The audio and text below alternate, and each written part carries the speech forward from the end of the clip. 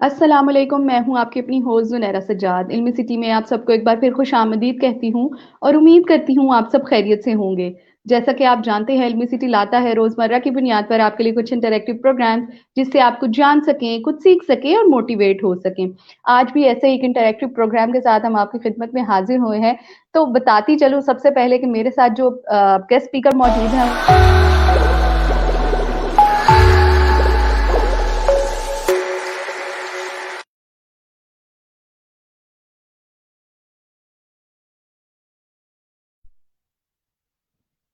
तो बीच में हमारा दोबारा से वो वीडियो क्लिप चल पड़ा था, तो मैं बता रही थी अपने गेस्ट के बारे में। मोहम्मद इस्माइल अरशद साहब हमारे गेस्ट हैं, जो कि पीआर प्रोफेशनल हैं, एम्प्लॉयबिलिटी मैनेजर हैं एट सुपीरियर यूनिवर्सिटी और एजुकेशनिस्ट हैं। अस्सलाम वालेकुम सर, कैसे हैं आप? वालेकुम अस्सलाम। मैं ठीक ठाक अल्हम्दुलिल्लाह। जुनैरा, आप कैसी हैं? अल्हम्दुलिल्लाह, मैं भी बिल्कुल ठीक हूँ। तो ऑडियंस को बताती चलूं कि आज जिस टॉपिक पे हम बात करेंगे वो है technology and its impact on youth, यानी कि टेक्नोलॉजी और हमारे नौजवान नस्ल पर इसके असरात। तो सर, सबसे पहले तो मैं मेरा क्वेश्चन आपसे ये होगा कि एक प्रोफेशनल और एक आम शख्स, यानी कि जो ले मैन है हमारे इर्द गिर्द ऑडियंस में, उसके नजदीक टेक्नोलॉजी का फर्क क्या है और वो टेक्नोलॉजी को कैसे एब्जॉर्ब करते हैं? Let's start. लेमैन और एक प्रोफेशनल के माइंडसेट के अंदर टेक्नोलॉजी का बहुत ज़्यादा जो है वो अंडरस्टैंडिंग का डिफरेंस है। लेमैन के सामने जब एक टेक्नोलॉजी की बात की जाएगी तो मोस्ट प्रोबेबली उसके जहन में आएगा कि online shopping, Facebook, Twitter, social media, इसके अलावा online food delivery, internet, phones, mobiles. इससे ज़्यादा एक लेमैन की या एक आम इंसान के जहन जो है टेक्नोलॉजी के बारे में अंडरस्टैंडिंग नहीं रखता। मैं आज कोशिश ये करूँगा कि अपने लिसनर्स को, अपने व्यूअर्स को बताना चाहूँ कि टेक्नोलॉजी इन सब चीज़ों से बहुत ज़्यादा आगे जा चुकी है। ये सिर्फ बेसिक्स थी जिनके बारे में हमने बहुत सालों पहले सीखा, बहुत सालों पहले सुना। आज के दौर में टेक्नोलॉजी से मुराद आर्टिफिशियल इंटेलिजेंस है। आने वाला दौर, आने वाला future is artificial intelligence. Data mining है, इलेक्ट्रिक कार्स हैं, 5G इंटरनेट है, स्मार्ट होम्स के कॉन्सेप्ट्स हैं। मैंने आर्टिफिशियल इंटेलिजेंस पे थोड़ा सा जोर दिया था यहाँ पे। उससे उससे मुराद कुछ ये है कि आर्टिफिशियल इंटेलिजेंस में ह्यूमन का जो एक इन्वॉल्वमेंट है वो कम से कम जो है वो होता जा रहा है, और रोबोटिक्स का और डेटा का इसका जो इन्वॉल्वमेंट है वो ज़्यादा से ज़्यादा होता जा रहा है। तो एक प्रोफेशनल के सामने जब हम टेक्नोलॉजी की बात करते हैं तो उसके जहन में फ़ौरन से ये कॉन्सेप्ट, फ़ौरन से ये ख्याल आते हैं कि हाँ, आर्टिफिशियल इंटेलिजेंस की, डेटा माइनिंग की, इलेक्ट्रिक कार्स की, 5G इंटरनेट की, उसकी एप्लीकेशन की, या स्मार्ट होम्स की जो है वो टेक्नोलॉजी से रिलेटेड बात हो रही है। जबकि जब हम किसी एक आम इंसान या एक स्टूडेंट के लिहाज से, उसके पर्सपेक्टिव से देखें, तो हमारी जो सोच है वो टेक्नोलॉजी से रिलेटेड फेसबुक, सोशल मीडिया या ऑनलाइन शॉपिंग तक ही महदूद रह जाती है। तो ये एक कंपैरिजन है एक लेमैन की सोच में और एक प्रोफेशनल की सोच में। बिल्कुल। अब मेरा नेक्स्ट क्वेश्चन आपसे ये है कि चूंकि अब हर चीज में हमारी टेक्नोलॉजी इन्वॉल्व है, हम अपनी लाइफ को तस्वुर ही नहीं कर सकते डिजिटलाइजेशन के या टेक्नोलॉजी के बगैर। तो आप क्या समझते हैं कि टेक्नोलॉजी का क्या इम्पैक्ट है एजुकेशन पे और एजुकेशन के थ्रू इकोनॉमी पे? तो इसको प्लीज वजाहत से बयान। टेक्नोलॉजी का बहुत ज़्यादा इम्पैक्ट है किसी भी मुल्क की इकोनॉमी के ऊपर। अगर मैं एजुकेशन से स्टार्ट करूं, टेक्नोलॉजी का एक बहुत बड़ा रोल था इस साल के अंदर, 2020 के अंदर, जब कोविड जो है वो पेंडेमिक जो है ये दुनिया भर में आया, तो एजुकेशन को ऑटोमेट कर दिया गया, डिजिटलाइज कर दिया गया। अगर टेक्नोलॉजी ने जो है इतनी एडवांसमेंट टेक्नोलॉजी ना आई होती, हमारे पास जूम, स्काइप जैसे जो है प्लेटफॉर्म्स अवेलेबल ना होते, तो हमारी शायद एक एजुकेशन सेक्टर को या एजुकेशनल इंडस्ट्री को एक बहुत बड़ा जो है वो स्टॉप लग जाना था। हम हमारी लर्निंग एंड डेवलपमेंट रुक जानी थी। इसके साथ साथ मैं ये भी बताना चाहूँगा कि टेक्नोलॉजी ने एजुकेशन के अंदर जो है वो डिफरेंट हमारे लिए रास्ते खोल दिए हैं, लर्निंग एंड डेवलपमेंट के रास्ते खोल दिए हैं। हमारे पास बहुत सी ऐसी वेबसाइट्स मौजूद हैं जिसके ऊपर जो है टेक्नोलॉजी की वजह से हम लर्निंग एंड डेवलपमेंट के मौके जो है वो अवेलेबल हैं। अगर मैं इकोनॉमी की बात करूं तो इकोनॉमी जो है वो बहुत ज़्यादा बूम पे जाती है या रिसेशन पे जाती है। मिसाल के तौर पे अगर हम अपने पड़ोसी मुल्क इंडिया की बात करें तो आप ये चीज़ शायद नोट करेंगे कि बहुत ज़्यादा कॉल सेंटर्स, बहुत ज़्यादा स्टार्टअप्स, बहुत ज़्यादा आईटी की कंपनीज, बहुत ज़्यादा सॉफ्टवेयर डेवलपर्स इंडिया से ताल्लुक़ रखती हैं। वो इस वजह से उनके करिकुलम के अंदर, उनकी स्टडीज़ के अंदर, उनकी डिग्रीज़ के अंदर टेक्नोलॉजी का बहुत ज़्यादा अहम रोल है। यहाँ पे मैं ये ज़रूर हाईलाइट करना चाहूँगा कि पाकिस्तान में टेक्नोलॉजी की अवेयरनेस बहुत ज़्यादा मौजूद है। मिसाल के तौर पे जो टेक्नोलॉजी की वजह से इकोनॉमी में इंजेक्शन है, फ्लो ऑफ मनी है, डेट इज़ 200 मिलियन रुपीज़। तो और इसके अलावा 2010 से 2020 तक टेक्नोलॉजी स्टार्टअप्स जो है तकरीबन 700 से ज़्यादा जो स्टार्टअप्स हैं, बिजनेस आइडियाज़ हैं, उन्होंने ग्रो किया। तो इसमें ये नहीं है कि पाकिस्तान टेक्नोलॉजी में किसी से पीछे है, सिर्फ लैक ऑफ अवेयरनेस है हमारे स्टूडेंट्स में। टेक्नोलॉजी सेक्टर और एजुकेशन सेक्टर में एक छोटा सा गैप है जिसको फुलफिल करने की बहुत ज़्यादा ज़रूरत जो है वो है। इसके अलावा अगर मैं थोड़ा सा बात करना चाहूँ टेक्नोलॉजी से रिलेटेड कि पाकिस्तान कहाँ पे स्टैंड कर रहा है, तो पाकिस्तान इस टाइम 105वें नंबर पे रैंक किया जाता है साउथ ईस्ट एशियन कंट्रीज के अंदर टेक्नोलॉजी के हवाले से। ऑल्दो हमारे मुल्क के अंदर बहुत ज़्यादा से टेक्नोलॉजी से रिलेटेड स्टार्टअप्स मौजूद हैं, जिसके अंदर अगर मैं बताना चाहूँ एज एन एग्जांपल ज़मीन.com का शायद हमारे काफ़ी लिसनर्स ने सुना होगा। एक ऐसा स्टार्टअप है जिसने एक रियल एस्टेट इंडस्ट्री को डिजिटलाइज कर दिया है। सबसे ज़्यादा वैल्यूएबल स्टार्टअप है और ये टेक्नोलॉजी का स्टार्टअप है। इसमें डिजिटलाइजेशन को प्रमोट किया गया, ऑटोमेशन को प्रमोट किया गया। इसकी वैल्यूएशन आज तकरीबन $29 मिलियन है। तो इस चीज़ को बताने का मकसद ये है कि टेक्नोलॉजी जो है किसी भी मुल्क की इकोनॉमी के अंदर बहुत ज़्यादा रोल जो है वो प्ले करते हैं।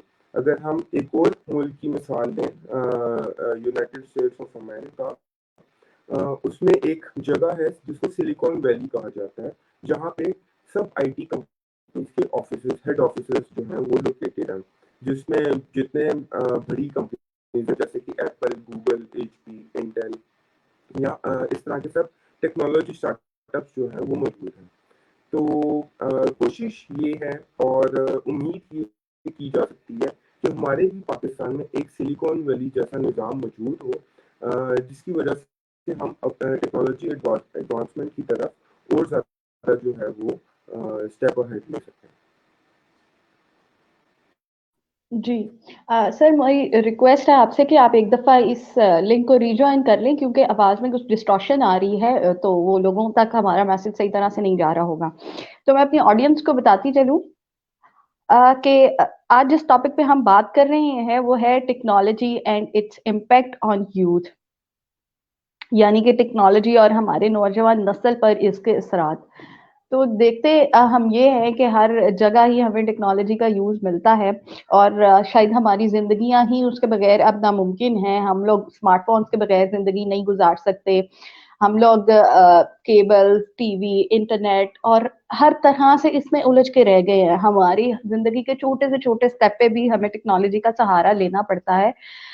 इवन दो कि हमारा खाना पीना भी टेक्नोलॉजी पे भी डिपेंडेंट है बाजुकात बहुत ज्यादा। तो ऑडियंस को कहूंगी कि आपके इससे रिलेटेड जो भी सवालात हैं आप जरूर पूछें, हम मोहम्मद इस्माइल अरशद साहब से उनके आंसर जानेंगे। जो गेस्ट स्पीकर आज हमारे साथ मौजूद हैं वो एक पीआर प्रोफेशनल हैं, एम्प्लॉयबिलिटी मैनेजर हैं सुपीरियर यूनिवर्सिटी में, और एजुकेशनिस्ट हैं। सो सर, मेरा अगला क्वेश्चन आपसे ये है कि टेक्नोलॉजी की हेल्प लेते हुए जो पाकिस्तान की यूथ है वो पर्सनली और प्रोफेशनली अपने आप को किस तरह से बेहतर बना सकती है और कैसे अपना लोहा मनवा सकती है? यहाँ पे लर्निंग एंड डेवलपमेंट के हवाले से मैं ये कहना चाहूँगा कि हमारे पास बहुत से मौके मौजूद हैं। टेक्नोलॉजी को यूज़ करके हम अपनी प्रोफेशनल और पर्सनल ग्रोमिंग बहुत ज़्यादा कर सकते हैं। मिसाल मैं यहाँ पे दूंगा लिंक्डइन जैसे प्लेटफॉर्म की, जो टेक्नोलॉजी की बदौलत ही हमारे पास मौजूद है। अगर आपको सीवी बनाना है, अगर आपको इंटरव्यू स्किल्स की प्रिपरेशन करना है, अगर आपको नेटवर्किंग करना है इंडस्ट्री के प्रोफेशनल्स के साथ, अगर आपको जॉब हंट करना है, अगर आपको latest business news, job news, आपको डिफरेंट सीईओ के उनके क्या ख्याल हैं, उसके बारे में आगाह रहना है, तो लिंक्डइन जैसा प्लेटफॉर्म हमारे पास अवेलेबल है। इसके अलावा यहाँ पे एक मैं छोटी सी मिसाल कोट करना चाहूँगा कि हमारा एक जो है ब्रेन एक्सरसाइज गेम्स और ब्रेन एक्सरसाइज एप्लीकेशंस जो हैं वो मौजूद हैं, जिसकी बहुत लैक ऑफ अवेयरनेस है हमारे लोगों के दरमियान, हम स्टूडेंट्स के दरमियान, हम प्रोफेशनल्स के दरमियान।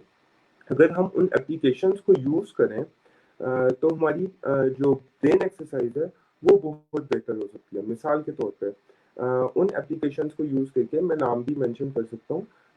उन एप्लीकेशंस को यूज़ करके आपकी कॉग्निटिव एबिलिटीज़ जिसके अंदर जो पैटर्न रिकग्निशन है या आपकी जो मेमोरी है उसको बेहतर करना है, और इसके अलावा इंफॉर्मेशन को जल्दी प्रोसेस करना है, आपकी कम्युनिकेशन स्किल्स की इम्प्रूवमेंट है, वो बहुत बेहतर तरीके से हो सकती है। टेक्नोलॉजी की वजह से different institutes such as Harvard, Oxford, उनके सर्टिफिकेशंस जो हैं वो आम लोगों तक, हम लोगों तक अवेलेबल है फ्री ऑफ कॉस्ट। अगर हम सिर्फ इंटरनेट और सोशल मीडिया के थ्रू उन कोर्सेज को एक्सेस कर सकें, तो हमारी पर्सनल भी और प्रोफेशनल डेवलपमेंट भी बहुत जल्दी और एक बहुत मौसर तरीके से हो सकती है।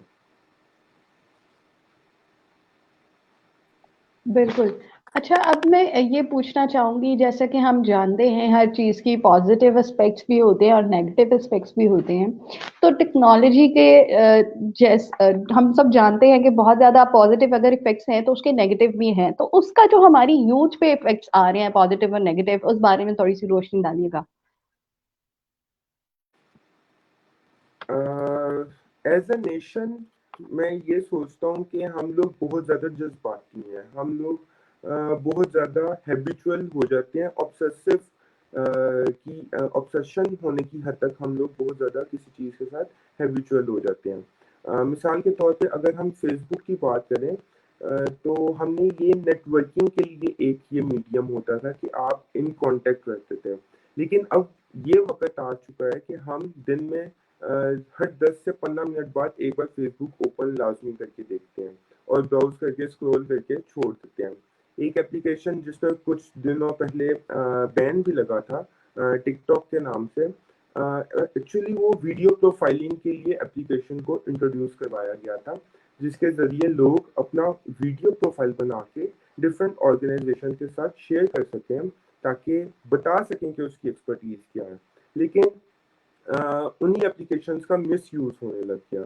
जिस यूज़ के लिए वो इंटेंडेड थी, उस मकसद के लिए उसको इस्तेमाल नहीं किया गया।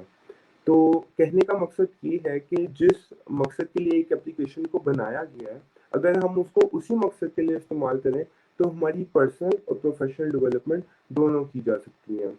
हम बहुत ज़्यादा टाइम जो है डिफरेंट एप्लीकेशंस पे ज़ाया करते हैं, जिस वजह से जो है हम प्रोफेशनली या पर्सनली ग्रो नहीं कर पाते। टेक्नोलॉजी से एक और जो मेरे ज़हन में जो नुकसान है, नुकसान नहीं कहना चाहिए, लेकिन वो उसके अंदर भी एक ह्यूमन इन्वॉल्वमेंट का एक छोटा-सा जो हिस्सा है वो मैं आपको बताना पसंद करूँगा कि टेक्नोलॉजी की वजह से ले-ऑफ्स बहुत ज़्यादा आए हैं। जब मैंने आर्टिफिशियल इंटेलिजेंस की बात की थी, तो मैंने बताया था कि आर्टिफिशियल इंटेलिजेंस में ह्यूमन इन्वॉल्वमेंट बहुत कम होती चली जाती है और रोबोटिक्स और सॉफ्टवेयर की हेल्प ज़्यादा ली जाती है, जिस वजह से ले ऑफ्स बहुत ज़्यादा होते हैं। डिफरेंट कंपनीज लोगों को निकाल कर उन सॉफ्टवेयर्स को, उन रोबोट्स को इम्प्लीमेंट कर देती हैं, जिस वजह से ह्यूमन इन्वॉल्वमेंट कम होती है और बेरोजगारी जो है वो बढ़ने के चांसेस ज़्यादा होते हैं। अगेन यहाँ पे हम इस चीज़ को एक जो है अपॉर्चुनिटी भी बना सकते हैं कि हम डिफरेंट स्किल सेट्स को जो है थ्रू टेक्नोलॉजी सीखें, लर्निंग एंड डेवलपमेंट पे ध्यान रखें, क्योंकि टेक्नोलॉजी का मतलब ये है कि टेक्नोलॉजी हर दिन नहीं आनी है। तो हमें स्किल्स और एबिलिटीज हर दिन अपग्रेड करनी पड़ेंगी ताकि हम ले ऑफ से बच सकें।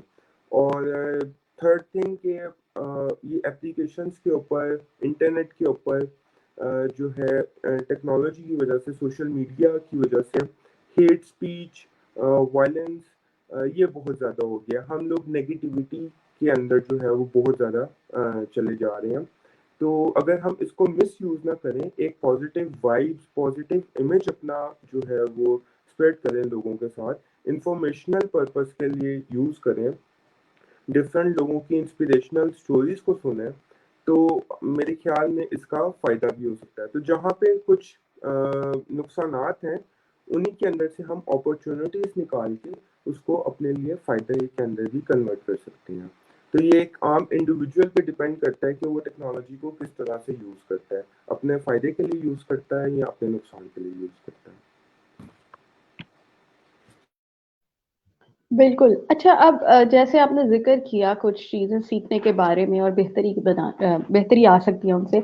तो मेरा नेक्स्ट क्वेश्चन भी आपसे यही है कि हम कैसे बूस्ट कर सकते हैं अपनी इकोनॉमी को टेक्नोलॉजी के ज़रिए? वो क्या चीज़ें हैं जो हमें सीखनी चाहिए और कैसे सीख सकते हैं? उसके क्या स्टेप्स होंगे और क्या प्रोसीजर्स होगा? अ, जैसे मैंने बताया कि ऑनलाइन सर्टिफिकेशंस मौजूद हैं, फ्री ऑफ कॉस्ट हैं।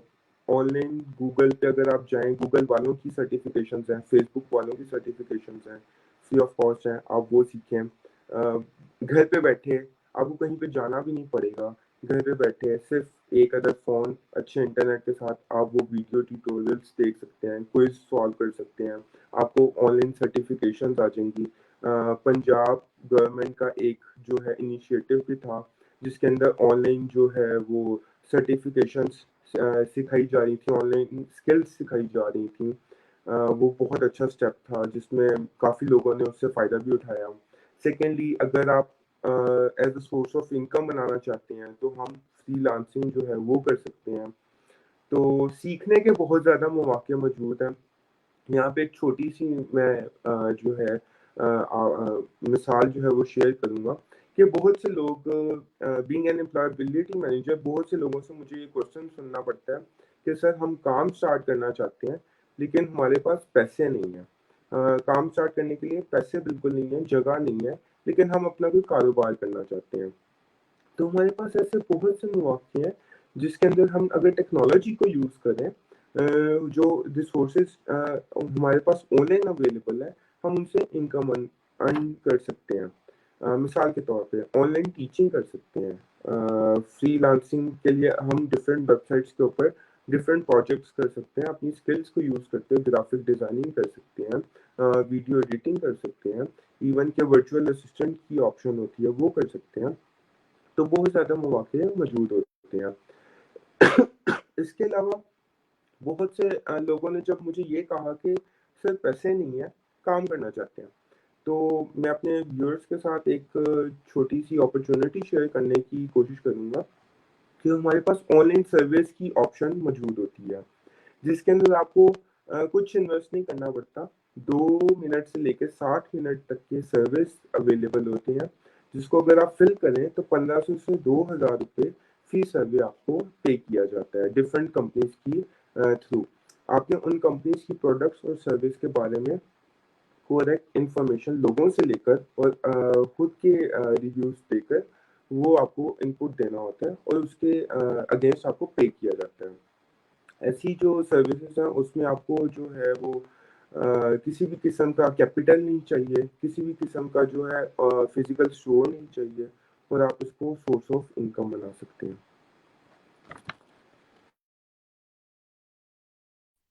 जी बिल्कुल, बहुत अच्छे तरीके से आपने एक्सप्लेन किया। इसके अलावा मैं चाहूंगी कि जो क्वेश्चन अभी तक मैंने आपसे पूछे, इसके अलावा आप कुछ ऐड करना चाहें तो प्लीज ऐड कीजिएगा।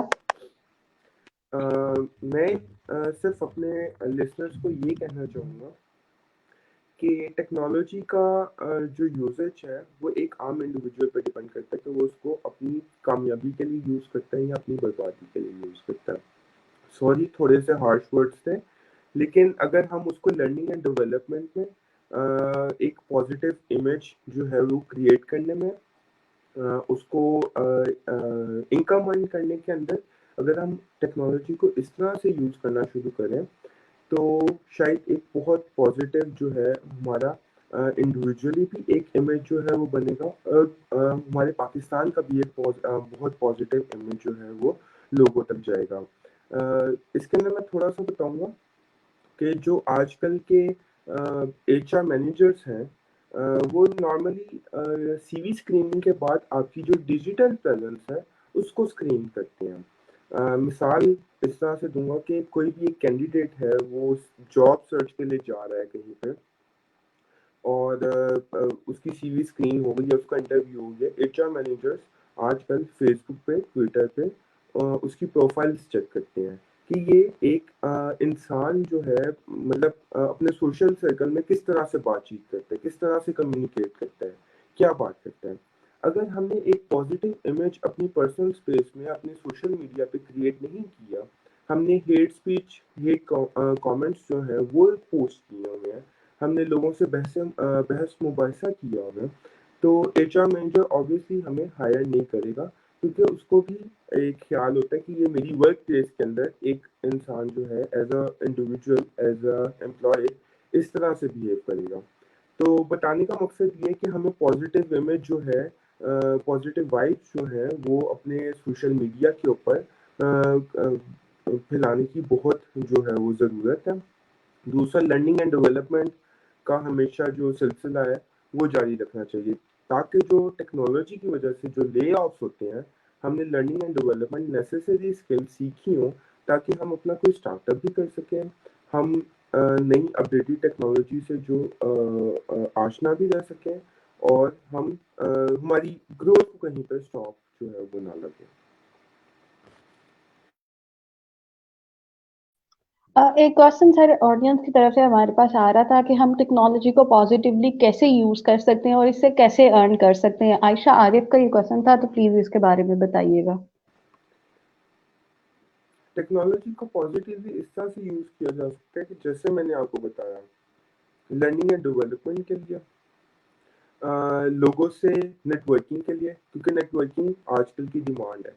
जितना अच्छा आपका नेटवर्क होगा, जितना प्रोफेशनल लोगों के साथ आपका नेटवर्क होगा, आपके लिए अर्निंग अपॉर्चुनिटीज उतनी ही ज़्यादा होंगी।